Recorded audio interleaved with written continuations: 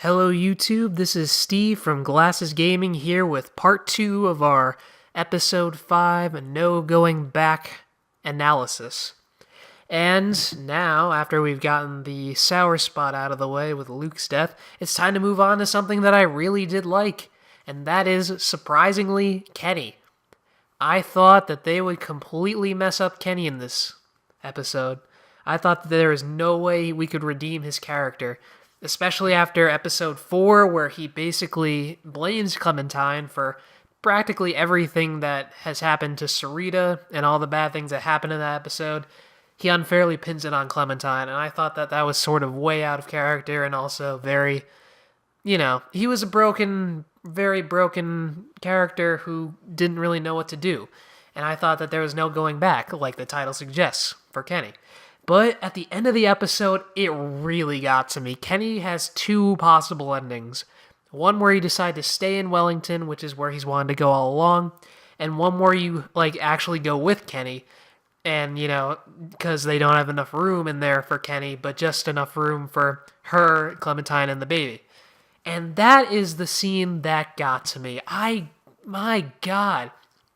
Like, the minute where Kenny actually begged for the guard person or whatever to find space for Clementine and the baby, he basically almost breaks down and he's begging emotionally just to find a space for the two children and completely sacrificing his safety in this new town just so that they can have a spot and a chance at happiness. He is really reformed. I am proud of Kenny after this episode. He has gone through such a major transformation.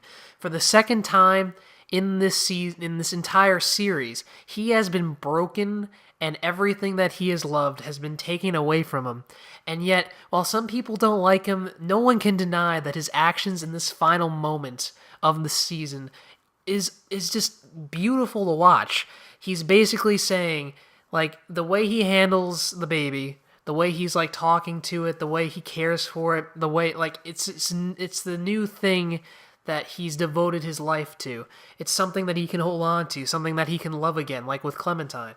And now that he has that, he's willing to sacrifice himself and everything that he is living for.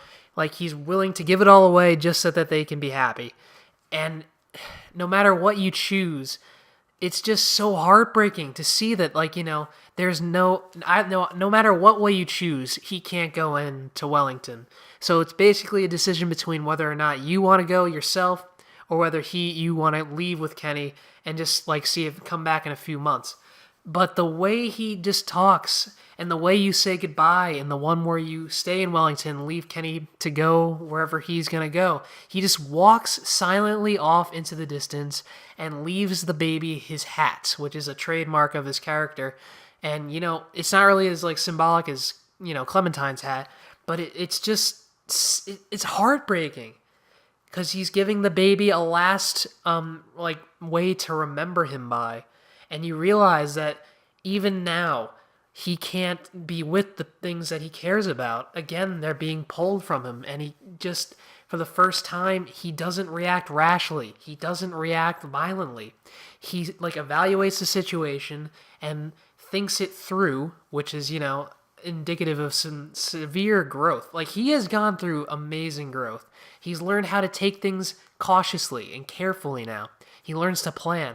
And now that he thinks the whole thing through and he realizes that there's no other possible way for the baby and Clementine to be happy, he is willing to give it all up.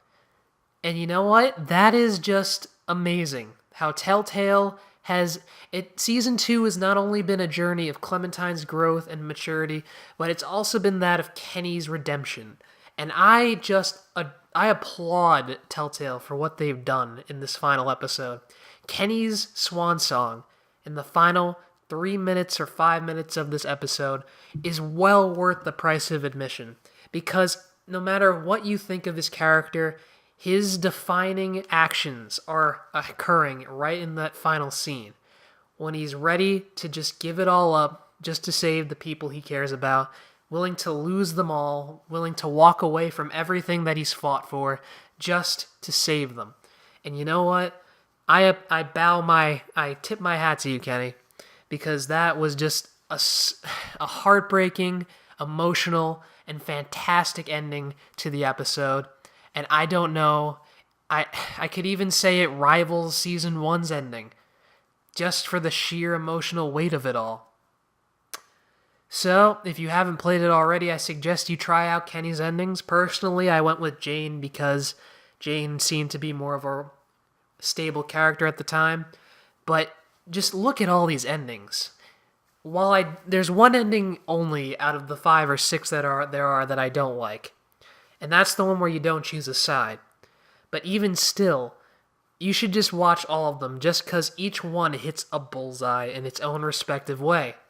And it really shows how far the characters have gone and how far Clementine has grown. And it really caps off the season with a bang. So I hope you enjoyed this sort of analysis of Kenny's redemption, and I hope that you like, comment, subscribe. We're trying to put out tons more of these videos in the future. And yeah, if you enjoyed it, share it with a friend, and I'll see you next time. Thanks, everybody.